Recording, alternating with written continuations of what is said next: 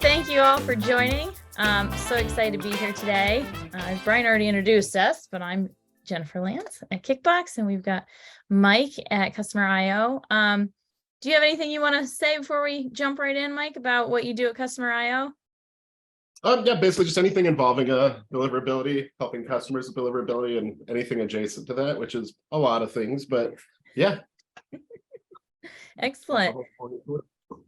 So we have a quick little introduction about who we are as a company for both of us, because I know there's customers coming in from everywhere, and you may not have been exposed to us before. So I work for Kickbox. I lead up the consulting services, but Kickbox primarily, when we first started, was an email verification company.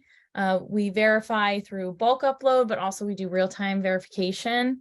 If you want to check your emails at the point of collection or at the point of entering into your CRM system. We also focus heavily on deliverability. Again, that's where I come from, but we have consulting services, and then we also have our deliverability tools for inbox monitoring, block list monitoring, DMARC monitoring, pre-check, and then also you can sync in your reputation tools like Google Postmaster and SNDS. So Mike, let's talk about Customer IO. Yeah, so for anybody who doesn't know, or haven't taken a look in our platform a little while, we're a customer engagement platform. Primarily that's kind of been historically what we are. So today we're going to be learning about spam rates. And a lot of that is related to, sending relevant messages to your users. Biggest challenge in achieving that sometimes is not having access to the customer data you need to that end. And like I said, we've been a Journeys product for a long time. It's probably what you know us for, campaign building, broadcast sending, based on key customer behavior, and that's done through email, SMS, in-app push, and in-app channels. Yeah. So I wanted to also mention our new CDP product. I don't know why I keep saying project. Basically, the CDP product unlocks all the data you need, helps you route it to the right tools without having to constantly bug your developers to build you a new integration, which is a place I've been many times. And really the real benefit of having your CDP and your ESP in the same platform is more accessible data, more personalized campaigns, and at the end of the day, the ability to create more relevant, customer experiences. So that was my very long blurb. Excellent. And if you don't know, Customer IO does have workflows where you can actually connect to Kickbox to get that data back, and then you can make decisions on what you want to do with that data and how you want to import it. It's super simple. We'll send over a link after the call with our follow-up email so that you can go and explore it if you'd like to try it out. If you're not a Kickbox customer and you want to test it, please let us know. We can throw you some credits and give us your feedback and how it's working, and if you have any suggestions. So on to why we're here. We're just going to let this one marinate for a little bit. I think Mike and I really got a good chuckle out of this, and I think everybody can relate. You can relate from the deliverability standpoint. You can relate as a sender, and you can relate as an end user. And I think this makes a really good start to why we're here. And we'll get to all of this as we go through the different slides, but it's funny, but it also has some stinging points to it. It is kind of a bittersweet one. When I read it, it's just like a little bit. So we're going to give a little bit of foundation to this presentation, just so that we can tell you why we're going to give you the recommendations that we do and where it's coming from. So we're going to start with what are spam complaints. And Mike, can you take us through what they are and how you experience them? Yeah, absolutely. So yeah, a spam complaint, and I feel like a lot of the times there's kind of a false equivalency to like spam filtration. And what we're focusing on is that more powerful thing, that time when someone receives an email from you and they're it was so unexpected or so unwanted that they actually go through the menu in their various email clients, and they make that human action to mark that email as spam or as junk. That's the one that we're talking about the most today. There's also other forms of complaints. Somebody goes through the source code of your email, they're this angry, and they write to you, and you get the message. From my perspective, I've gotten those a couple of times, in the past, where someone was so mad that they actually wrote an email to the abuse address within the email body. And also you can get direct complaints to mailbox providers as well. So there's a lot of different ways that someone can really communicate that they don't want your email, but the spam complaint's the most powerful by far. So we know how they do it, but then let's talk about kind of why. And there are two sections here, some that you can control more and some that maybe you have a little bit less control of. So Mike, take us through a few of your more, did I lose the screen? 1 second, let me reshare. Take us through some of your most obvious ones that you have to deal with and what they are and how you deal with them. Yeah, absolutely. Fatigue, I'm glad it's the first one because I think it's probably one of the more common reasons people mark a message as spam. And yeah, someone would do that if, if someone purchased a list with your email address on it and you get this email that you don't recognize at all. That's one very common reason. But messaging fatigue is one that's often overlooked. It's really the result of just sending a ton of email to a recipient that, maybe for a while they played ball, maybe their relationship with you was relevant for a while, but that continual sending of email, if you're just hammering away, sometimes people have just had enough and they'll skip the unsubscribe button entirely and go right for that spam complaint. So yeah, it's like, and one thing I like to keep in mind, kind of a fun tip for customers where fatigue is like one of the root issues of it. It's just kind of think about, does this amount of email I'm sending, does this make sense for the relationship I have, with this recipient? So yeah, fatigue, a big one for me. I'd say lack of relevance kind of ties into that a little bit. I'd say subscribe by accident. I did want to mention that when I had a little note there as well. I think confirmed opt-in actually impacts the control and less control columns here too. Not giving your customers that choice really. So kind of went all over the place. Anytime we talk about this though, I'm just like, got a lot to say. Yeah, I mean, there's a lot of ways that reasons why you complain. You come in a way, you have certain expectations, you start getting the messaging and it doesn't meet the expectations. It might still be relevant, but it's not necessarily what they were expecting. So they can complain. And we've got the ones that are less control here. You can complain, but sometimes it's tied to, it's just easier to hit complain than delete, or the buttons are right next to each other. So you hit that one. And some people might have the assumption that, well, if I complain, then I won't just get them anymore. Not realizing what that complaint does for the sender. So they might not have this like angry, malicious intent behind their complaint, but it's their way to say, I know if I hit this button, I'm not going to get any more. Some people do like that. I know what the complaint does, so I'm going to do it. That's why it's fun button. But I'd be lying if I said I didn't do that. I'm like, I know how powerful this is. Take that. I want the t-shirts no mo. Exactly. So there's a lot of reasons, but really it goes to the heart of, are you sending what your customers want? And you mentioned that at the very beginning, Mike, when you're doing your introduction. It's all about like, do you know your customer and are you giving them what they want? Again, there might still be some whoopsies, but when you think about the volume of spam complaints and being able to manage that, if you're hitting what they want, if you give them what they want, if you're setting expectations and meeting the expectations, you're going to get a lot less. Sometimes they do, like you said, you started mentioning when you talked about fatigue, age out a little bit. And I think about baby clothes. You have a parent who subscribes to baby clothes, and maybe those clothes are only from like infant to toddler or a little bit in the youth. At some point, the kids move on. And so you may not want them anymore. And if you keep mailing them without keeping that in mind and having data to support that continual mailing, they might get tired and they may not just go unsubscribe. They might just say, boop, spam is so much easier, so I'm going to do that. Yeah. But I think what we'll focus on today is, you can't always control stuff like an oopsies, but you can put stuff in motion for those other things on the left. You can control if they fatigue, when they fatigue, what you do if they start to fatigue before they complain. So those are the things we're going to focus on as we go along. But first, Mike, Why are they so bad?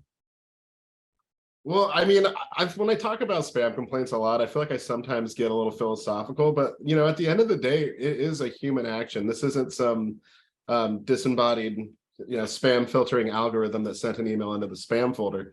This is a thing that a person did, and they're talking to you, and they're talking to their inbox provider. And for that reason, inbox providers, spam complaints are one of the biggest negative signals that that an inbox provider sees, as it relates to like your relationship with their customers. So yeah, I mean, like we've talked about engagement in previous webinars. That's an indicator to inbox providers that, hey, maybe this recipient might not want these emails, but a spam complaint means they definitely don't want those emails.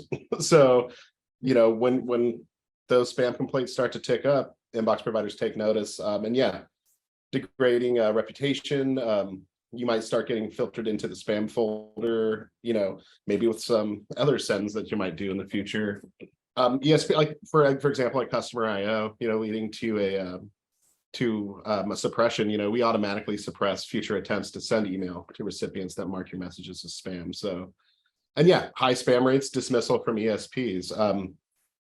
A lot of spam rates is not just bad for you as a sender, it's bad for the network of the email IPs that you're sending from. So for that reason, many ESPs will actually take corrective action when spam complaint rates are too high for too long.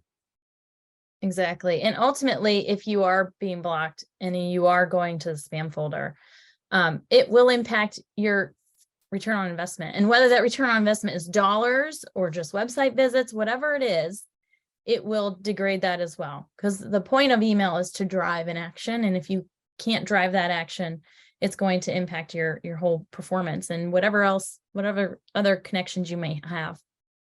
Yeah, like anytime I'm troubleshooting deliverability, if I see a high spam complaint rate, that's what I'm addressing first. Like, why is this happening? Because it's like, I think we made the analogy in our last webinar too, me and Cody, where we talked about, you can pour all the efforts you want into like your content and your subject lines and this, that, the other, but you have a super high spam complaint rate that cars never leave in the garage. So exactly. Yeah. So great transition. What is a high spam complaint rate? Doesn't seem very high, but it's actually 0.1% would be the threshold where problems are happening. Yep. And again, it doesn't seem high, but when you take it out, it's 1 out of 1,000 when you just look at the numbers and not the percentage. And I look at this as you're not going to avoid spam complaints entirely. They're going to happen. Again, there was those reasons that we had for less control. You're always going to get a customer that's not happy. But if you can minimize them as best as possible, this number seems much more intimidating when you're a small sender.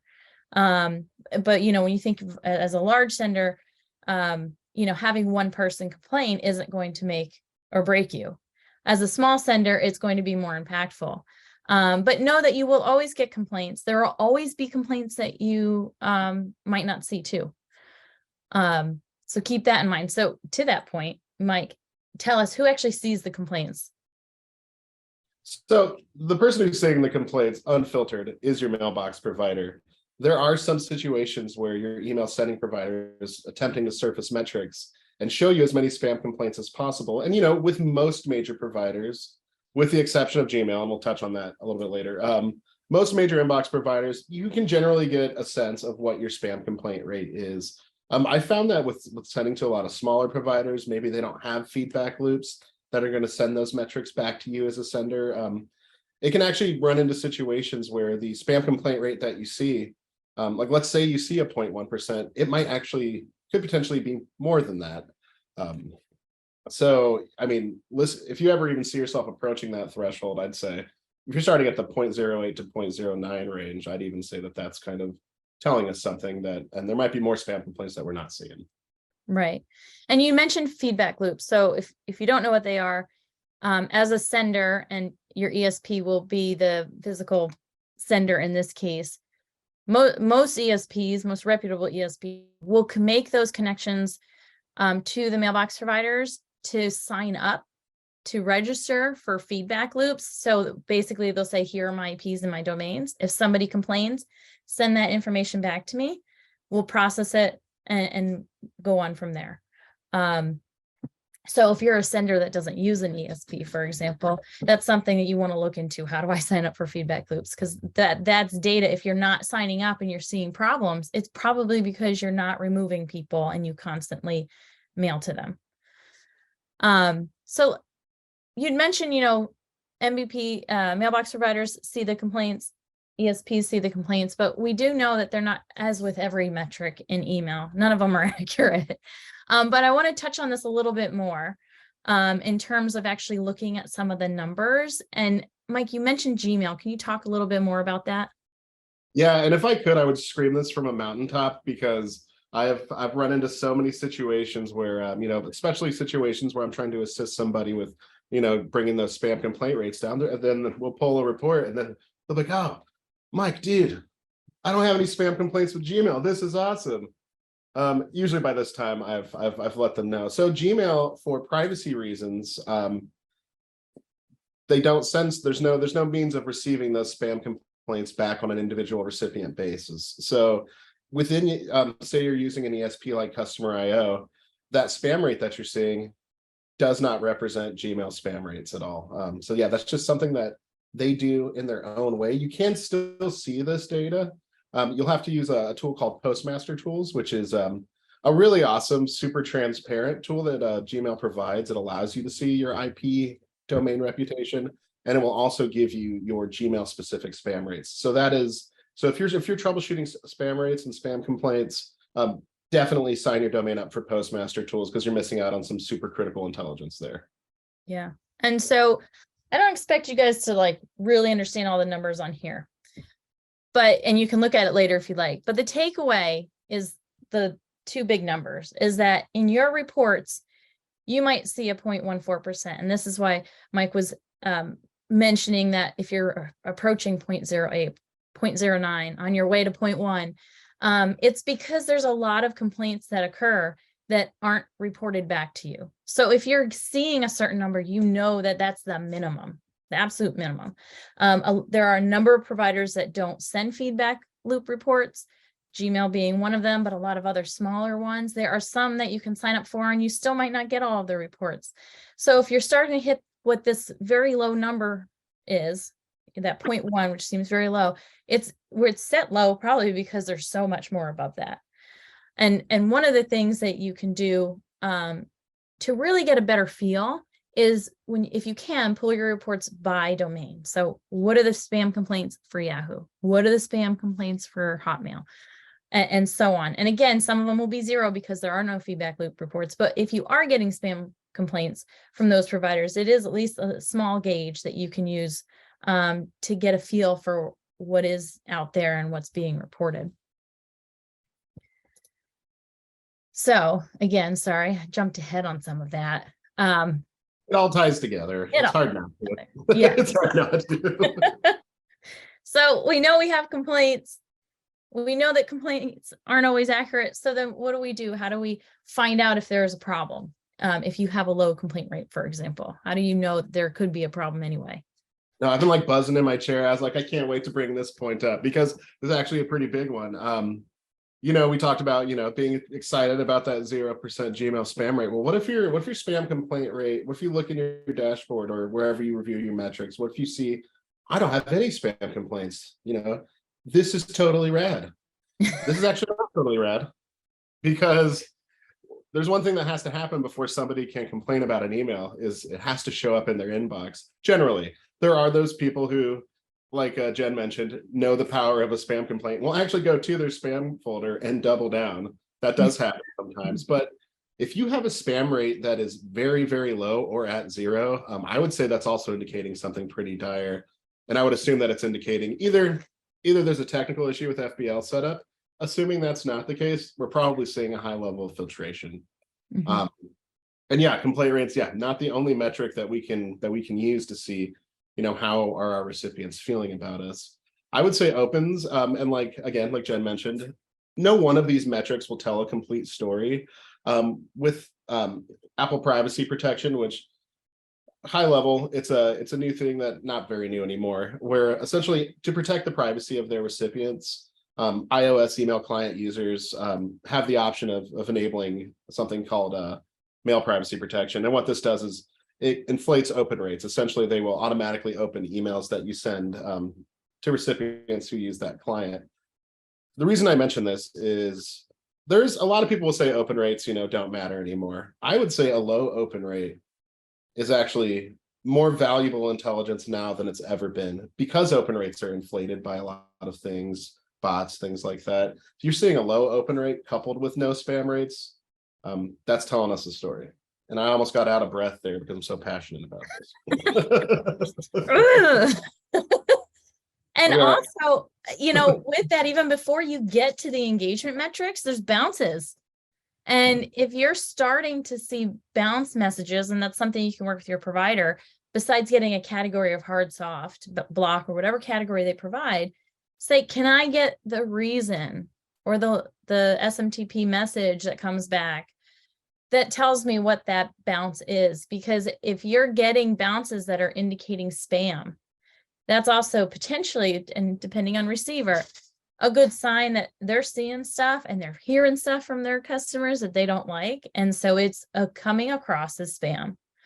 And so that tells you have a problem. I also think, you have a problem where you're leading to one when your engagement starts to become lackluster, because that is also telling. So it might not necessarily be a huge spam complaint yet, but it's on the way to either getting a spam complaint or something else happening. Especially also if you see that you have high unsubscribes on a particular stream or at a particular time in the life cycle with your customer, and you're not paying attention to those unsubscribes when they're happening, when they inflate in other correlations, that's when you might start to see complaints follow.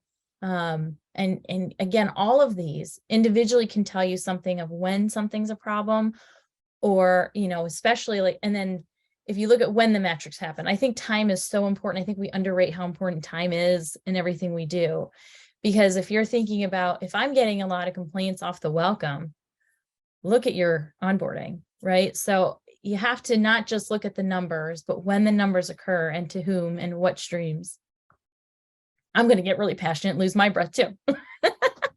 Well, I'm going to double down with another dose of passion, because there is one interesting thing that I have seen over the years, and that's like getting in situations where sometimes there's a very tight window when you can actually get that valuable intelligence from spam complaint rates.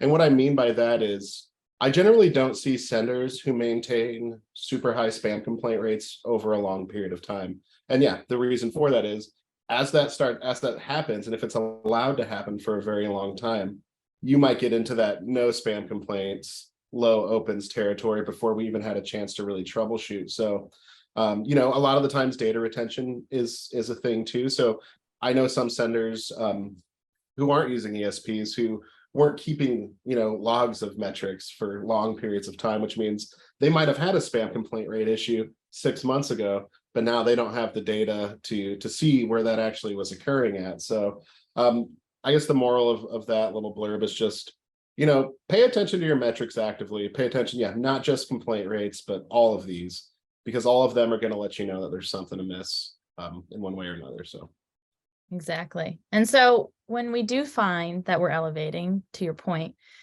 what do we need to do? How can we reduce those spam complaints? How can we get on top of it either before we start sending or as we start to see an elevation? Happy to jump in here. The one thing I say is the first thing I usually look at if I have a recipient who's talking about a high spam complaint rate, first thing that we check is opt-in. So I really hammer down on setting messaging expectations as a really powerful tool in reducing spam complaint rates, because if somebody expects to receive a message or they're excited about receiving a message, you've used confirmed opt-in, on your forms, you have a checkbox for marketing messages that is not checked by default. I know, I've seen it. All of those pre-flight things that you can do when you first start that relationship are critical to maintaining low spam complaint rates overall. So that's where I definitely would start. I think another one I'd mention quickly is make it easy to unsubscribe. I'd say a higher unsubscribe rate is a great thing. it's great intelligence, really. It just goes to show that your recipients were engaging with your emails, and you made it such that they didn't have to mark your message as spam. You just listened to them and you opened the door, and your unsubscribe link was not in the 4-pixel fine print at the very bottom of your email, the same color as the background. Like, there's nothing wrong with keeping that front and center. So I'd say those are my two big ones for before there's a problem. Yeah, and to your point about unsubscribes, knowing they're high helps identify if there's other things you need to improve, but it doesn't necessarily mean it's a bad thing, because it's an unsubscribe is a breakup that you both agree to, essentially, versus a spam complaint where it's one person screaming and yelling, be like, I'm out of here.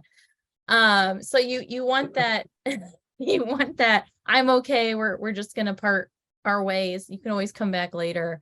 And so list unsubscribe helps with that. And if you don't know what it is, most ESPs have this deployed, and it's a tag that they put in the top of your emails and the email headers that gives the information for the mailbox provider to then put into their UI a link or a button that says, click here and you can unsubscribe.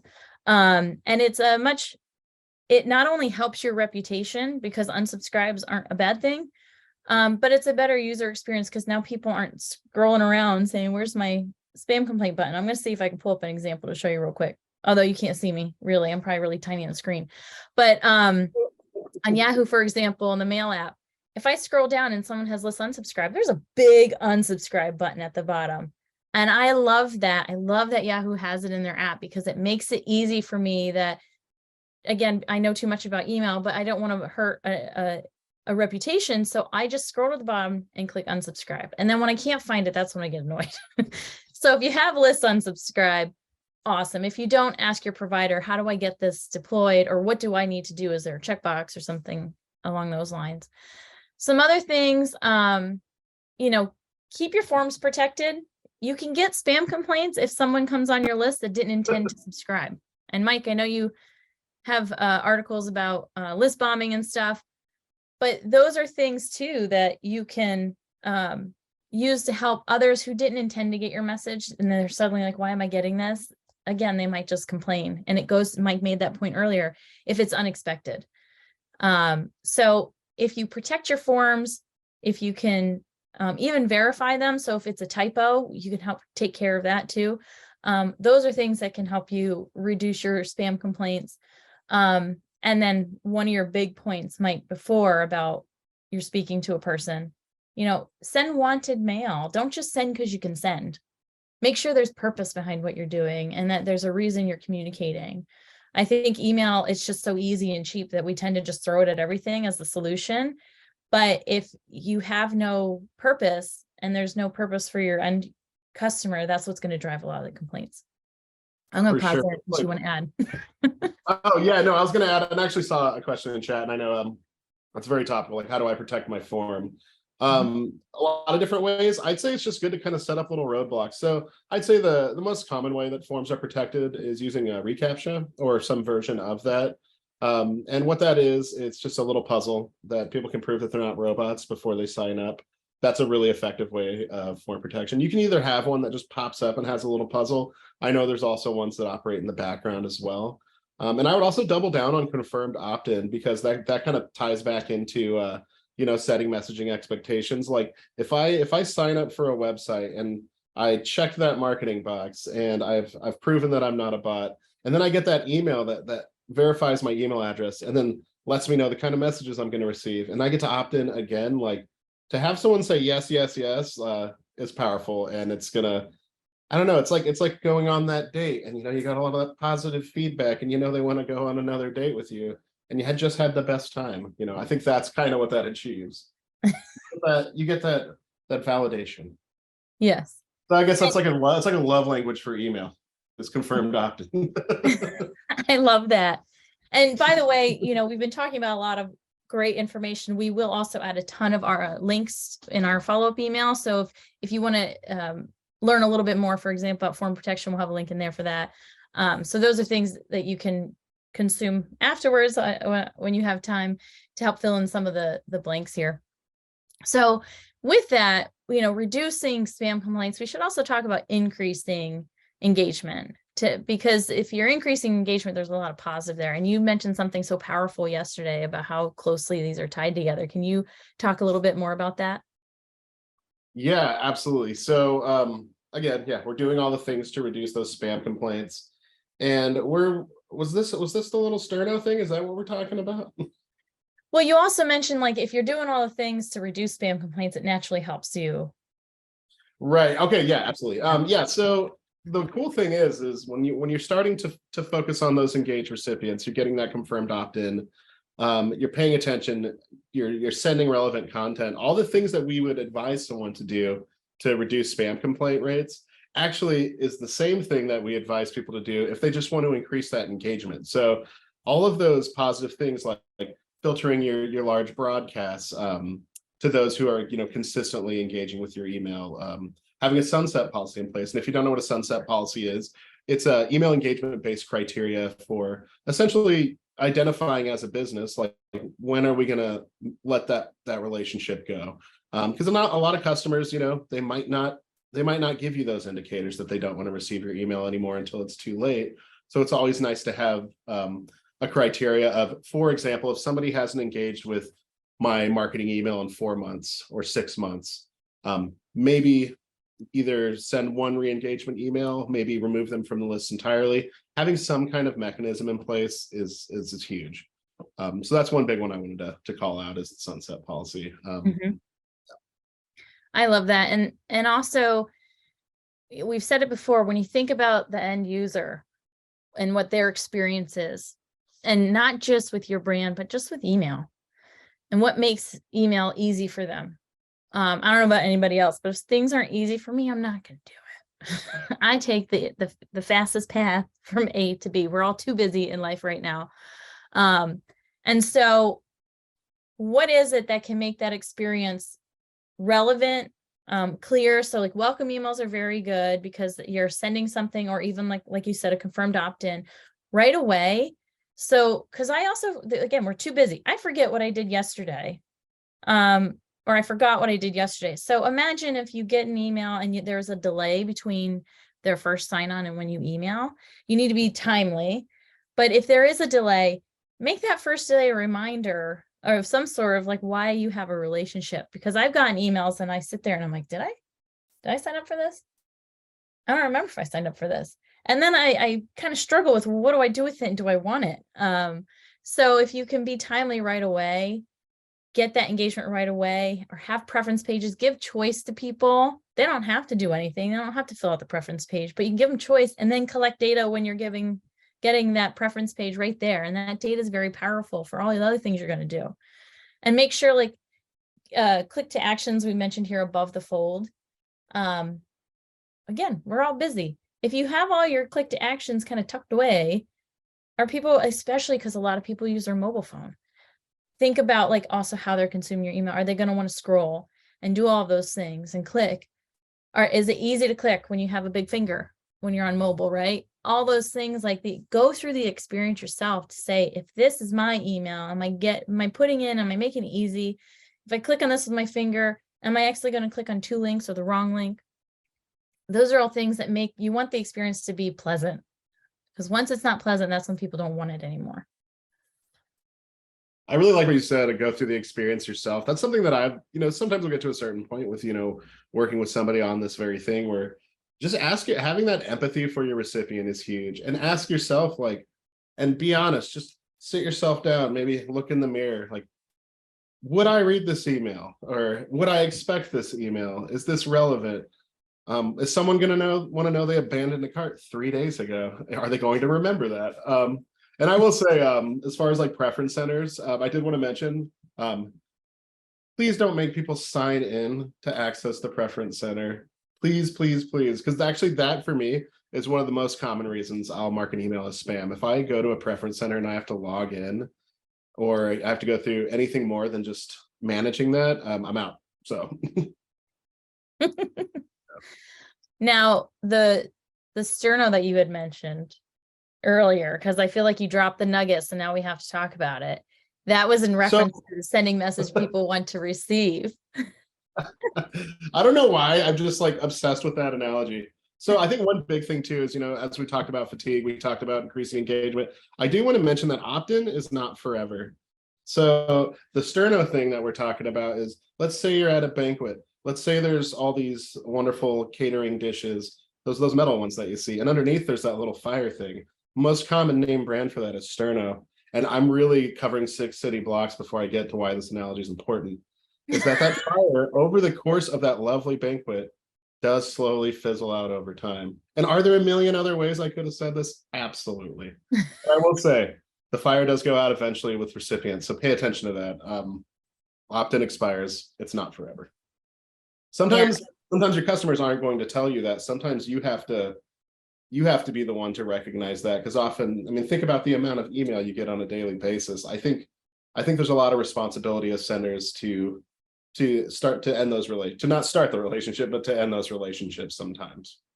I agree. And that's why the reactivation campaigns and repermission are very helpful, because if they're not interacting and they don't bite on that reactivation campaign, that whatever carrot you're dangling in front of them, if they're not biting, if they're not chasing it, then it's time to say, maybe we need to take a break for a little while and you can come back when you're ready. And it also goes into, when you think about GDPR, and at some point, if this customer is not interacting with you, and not just through email, think about these interactions too, because email, again, it's very, the metrics are wobbly at best.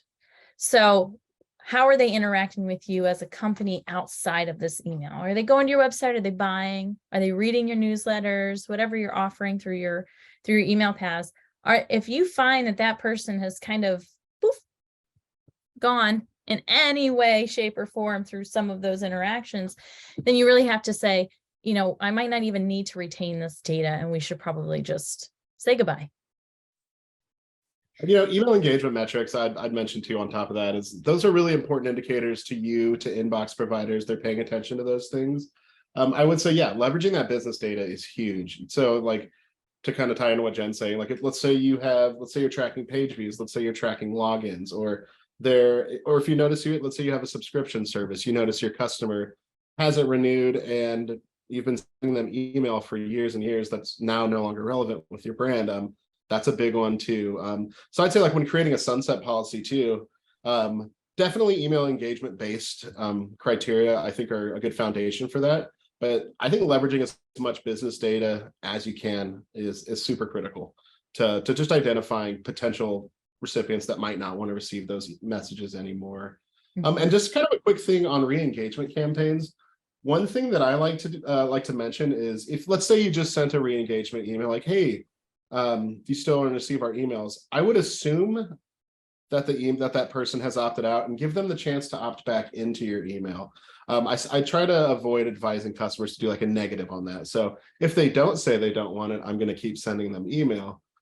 I'd say give them that power, like put the ball in their court in that when you're sending those types of messages. Mm-hmm.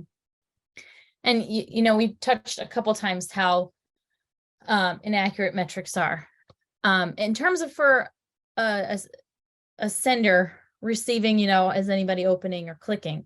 But something to keep in mind too, when you think about increasing engagement, mailbox providers see other actions.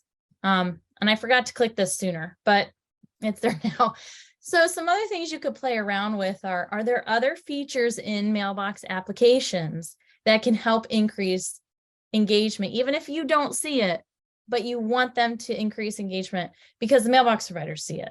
So do you want to remind them to star? It might help you with reputation, or snooze it for later, whatever it is. Like, what are some fun actions you can drive, even again, if you can't measure them? Are there other technologies like Yahoo uses Schema to help highlight your delivery notifications, or AMP, or just anything else that you can get additional actions? Start to look at what are those cool features that are coming out, Gmail annotations, or anything that highlights your email in the inbox, but also just gives the customer another way to interact with your message outside of an open and a click. It's, again, more beneficial for the mailbox providers, and you won't necessarily see the fruits of that work, especially if you already have a good reputation. But those are little things that I think can really help establish all those strong signals of why you're wanted. I've even seen, I saw one sender a while ago who they had included some logic in their email content where if the from address was a Gmail address, that there would be a blurb in there about encouraging a star on the email, but that wouldn't show up for any other mailbox provider. And I was just like, respect. That's a pretty cool move. Awesome. Wow. So I see we have a number of questions because I want to move into Q&A, but Mike, do you have anything you want to part with before we jump into Q&A? I don't think I have any more analogies. I think let's answer some questions. Okay. Brian, I saw you popped up earlier. Do you have any? Yeah, no, there's a couple more recent ones. Maybe I should take it from top to bottom. But anyway, I just thought it was kind of more relevant to what y'all were mentioning about, maybe treating subscribers differently, but recurring theme about transactional emails, and like why people would still be marking them as spam, even though they're transactional, right? Normally, conventional wisdom would say that the open rates would be much higher, but yeah, I mean, are there any other clues that we should look for if those kinds of emails are being marked as spam? I think there's a few things, right? I'll have two and then I'll leave it for you. One, there are occasions when you are connecting your, let's say your phone mail app through IMAP to your mailbox provider, and that mail app decides to filter it. There are some cases where it generates a spam complaint report, even though you didn't hit spam complaint. So that's one of those whoopsies that you can't control. But I also used to work with a client who sent transactional, and they always got spam complaints on their bill notifications. I think some people, again, it could be an accidental. This is actually, this is specified like in the question. Yeah, it is. Yeah, sometimes they accidentally hit spam because they think it's delete. And they don't realize the ramifications of like, this might mean you're not going to get it anymore. In terms of senders might still mail it because it's transactional, but it still might go to the spam folder. But some people I think, try to use it. And I've heard from other clients because if they say they don't get their bill, they don't have to pay it. Yeah, the billing notification one. I mean, because like that's a rough situation to be in. I'd say one thing I've seen be very helpful in that, because yeah, I mean, those are notifications. I mean, those are transactional messages. And I should quickly mention, I think that there's been a few times when I've been, working with somebody on that issue, and then I come to find out like this message is not transactional. For example, and this is going to be controversial to some in the e-commerce space, I do not believe that an abandoned cart email is a transactional email. Yes, it does happen, but it's happening as the result of no transaction. So that's one quick thing. Is your message transactional? Are you including marketing content in your transactional messages? Those are two reasons why I've seen spam complaints might be increased for those kinds of mailings. But for billing notifications, I've also found that if ahead of sending an email, if you offer your recipients other potential ways of receiving that information, SMS messages, push notifications, just any other messaging channels, if you kind of put the power in your customer's hand for like how they want to receive those notifications, that might be a good way to get those spam complaint rates down on your transactional mail. Yeah, I feel like there's probably some nuance here, right? I love the comment you made about mixing the promotional and transactional. In the US, it's, if it's primarily transactional, you're fine. You can market as transactional. It's not the case for other countries. So I like the idea of just make it transactional. Just leave it at that. And then if there's complaints, you start to dive a little bit deeper into why that is. Totally. But yeah, if y'all have additional questions, like that's really specific to yours, to your situation, we'll give contact information here in the next couple slides, I think. So keep a lookout for that. But yeah, so moving on to other questions. Another kind of common theme is about, what to do when you've identified a problem. So like the first couple, I think were about like, if you switch, an example is when you switch ESPs, right? Switch sending platforms. Customer IO is given an example here. And then you see open rates drop, right? The send volume around 30,000. What are some insight that you can provide there? Oh yeah, I mean, Mike, you go first. oh, yeah, okay. Yeah, I was just going to mention, one thing I try to suggest is, and mention is essentially when you're sending email to inbox providers, there's a certain expectation there. So permanence is a factor in email deliverability. How long have you been sending from an IP or a domain?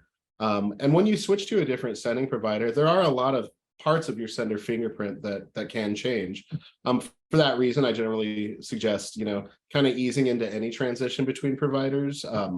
Essentially a soft warming period. Doesn't have to be as extreme as warming an entirely new subdomain. That can be one major factor.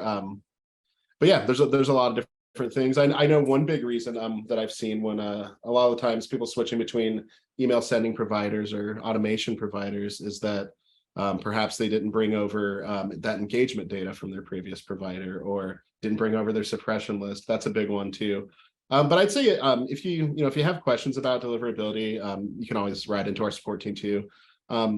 We do limit that extreme deep dive deliverability support to the premium subscriber level, but we're always happy to point people in the right direction, take a look, get best practices in place where we can identify potential technical issues, things like that. So yeah, if you do have questions, if you ran into some issues, we're happy to help out with that. So, and I would keep in mind, every ESP is different. They use different terms for the same thing. They define bounces different. They define count open rates and counts different. They even some suppress certain bot activity, for example, than others. So no matter what you do, your rates will be different.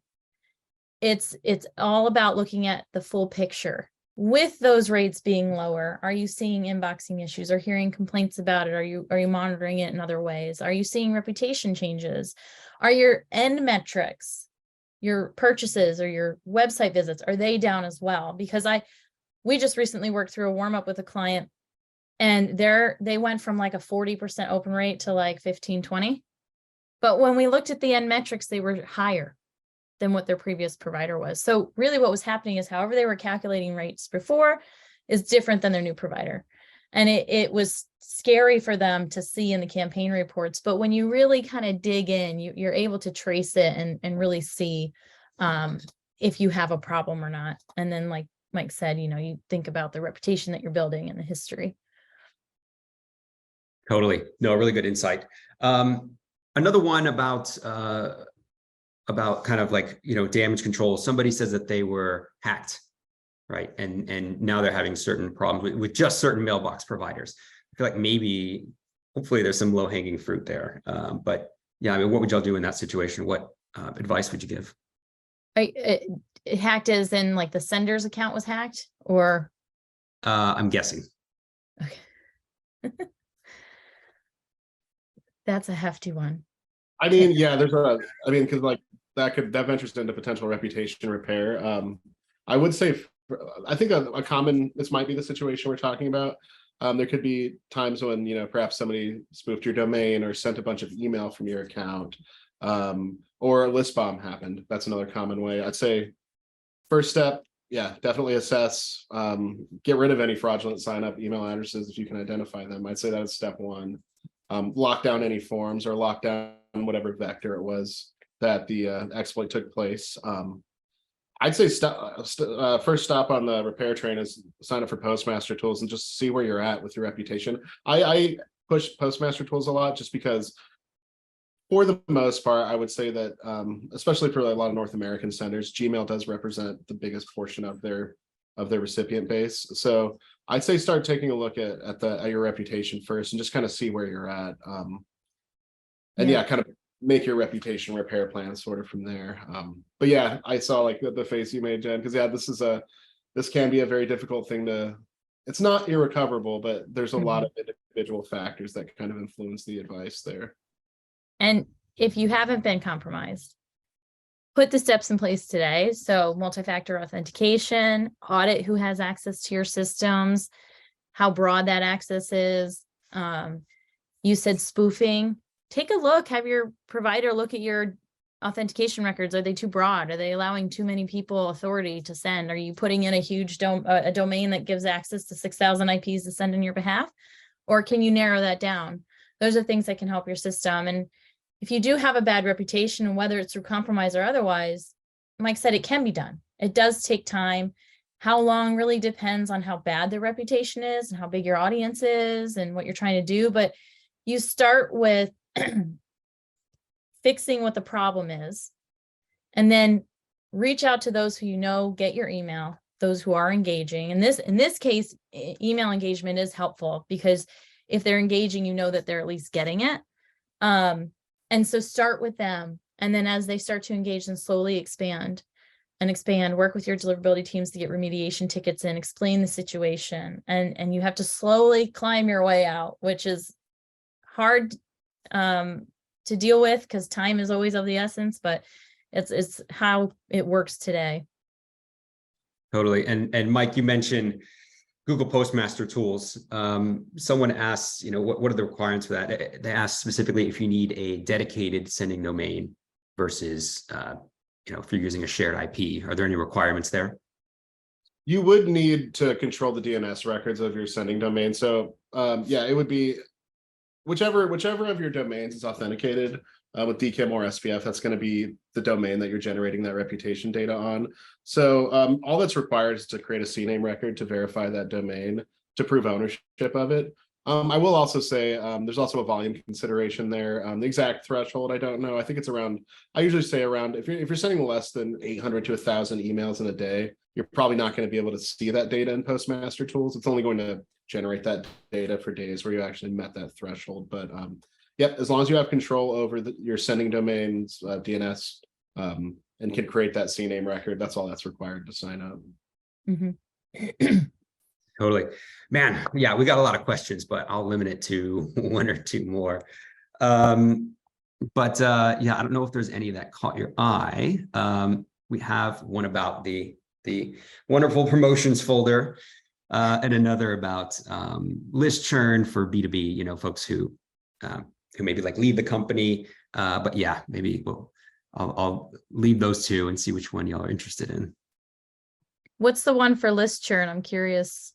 Let's see. It's hold on, let me find it here. There's a lot of them. I don't remember, but it's just basically saying, hey, how do you remove folks, or how do you prevent folks to sending to them if their email address has gone quote unquote stale? If they were with a company and then they've left to a different position. Mm-hmm.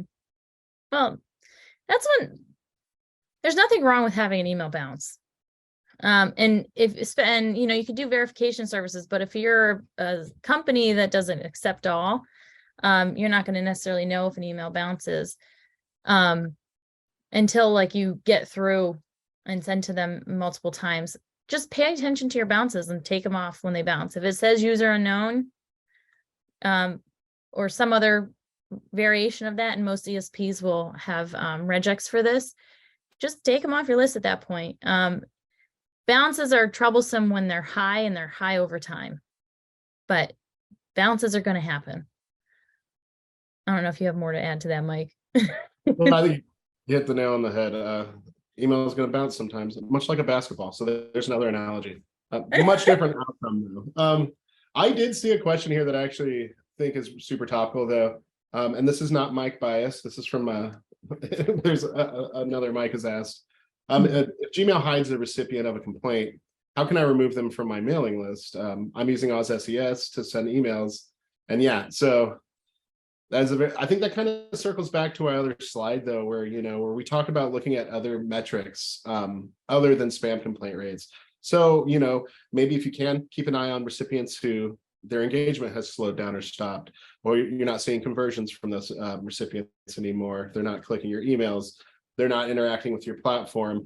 With Gmail, it does force you to kind of go to other data points, but those other data points are telling you the same kind of story that your spam complaints would. And in fact, focusing on those data points before it gets to a spam complaint is something that we suggest for, I think, any inbox provider, not just Gmail. And this is where list unsubscribe is so important, because when you hit complain in Gmail and you have lists unsubscribe, they do have a pop-up before you hit complain again that says, would you like to unsubscribe or spam and unsubscribe, something like that. I can't remember off the top of my head. But if you have that list unsubscribe option, that person now can just hit unsubscribe and they'll send you an email that just says unsubscribe. You won't know if they marked spam or if they're coming unsubscribed through another way, but you have a clear signal, take them off your list. So the list unsubscribe is so helpful in that way. Yeah, absolutely. Really quick, because Mike, I wanted to give you a chance before we end because we're near the top of the hour. There's one more thing I know customer I wanted to share. Just realized what time it was. Yeah. So I definitely wanted to talk about our next webinar. So we brushed the surface a couple of times today on using data to build more engaging campaigns and emails. If you're curious about how Customer IO might compare to your current CDP or ESP, if you're looking for some inspiration on your next omni-channel campaign, any of that, join our product showcase next Thursday. And my buddy Cody went ahead and dropped that in the chat for you. There's a link to sign up. Again, webinars, no pressure walkthroughs of campaign ideas, strategies, just show off some pretty cool ways you can use your data more effectively in your emails, which ties a lot into what we talked about today. So also, if you want to see a walkthrough of Customer IO just in general, if you're not familiar with the platform and you want to learn a bit more about it, again, definitely book a demo. My buddy the Code Man down here has dropped yet another link for you. And yeah, I'm calling you Code Man starting now. This is all brand new. Yeah, just go ahead and let us know which industry you're in as well via the link. And yeah, let us know when you want to book a demo and we can show you some rad stuff. Yeah, feel free to reach out to us. Kickbox will have more webinars as well. Next month is the next one. Follow us on our blog, contact Mike and I, whatever you need to. We're happy to be here. I'm so glad everyone joined today. And thank you, Mike. You've been awesome co-presenter here. No, you. No, you're awesome. No, we really appreciate it. We appreciate y'all lending your expertise. I personally learn a lot too, even just hosting these. So really appreciate it.